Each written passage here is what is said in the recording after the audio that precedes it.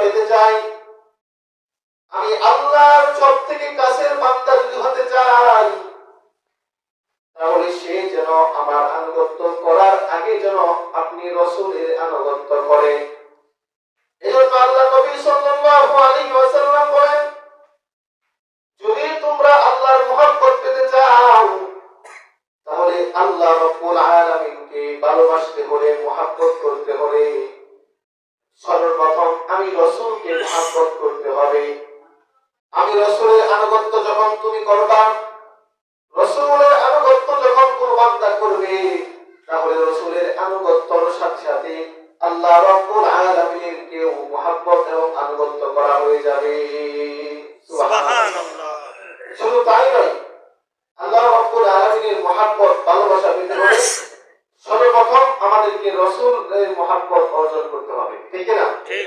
যখন মুহাম্মদ সাল্লাল্লাহু আলাইহি ওয়াসাল্লাম আমাদের রাসূল, তার আনুগত্য এবং তাকে মহব্বত করতে পারবো, তাহলে তার মহব্বত দ্বারাই আল্লাহ এবং আল্লাহকেই মহব্বত করা হয়ে যাবে। সুবহানাল্লাহ।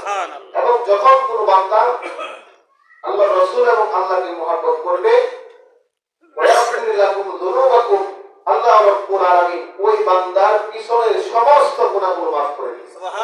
সুবহানাল্লাহ।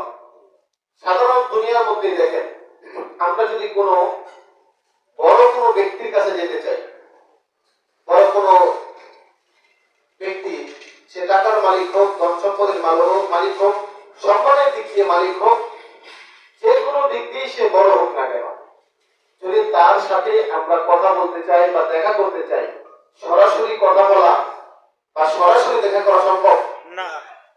তাহলে দুনিয়াতেই যেহেতু একজন মানুষের সাথে সরাসরি দেখা করা এবং কথা বলাই সম্ভব না হয়, তাহলে আমরা সাধারণ মানুষ হয়ে আল্লাহ রাব্বুল আলামিন এত বড়, তার সাথে দেখা করা সম্ভব?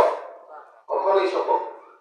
দুনিয়াতে যেরকম ভাবে কারোর সাথে দেখা করতে হলে, সম্মানী ব্যক্তির সাথে কথা বলতে হলে, দেখা করতে হলে একজন মাধ্যম দরকার হয়, দুনিয়াতে যেরকম মাধ্যম দরকার হয়, আল্লাহ রাব্বুল আলামিনের কাছে পছন্দনীয় পাত্র হতে চাইলে, আল্লাহ তাআলার মহব্বত পেতে চাইলে, আল্লাহ তাআলার ভালোবাসা পেতে চাইলে আমাদেরকেও সর্বপ্রথম একজন মাধ্যম দরকার আছে।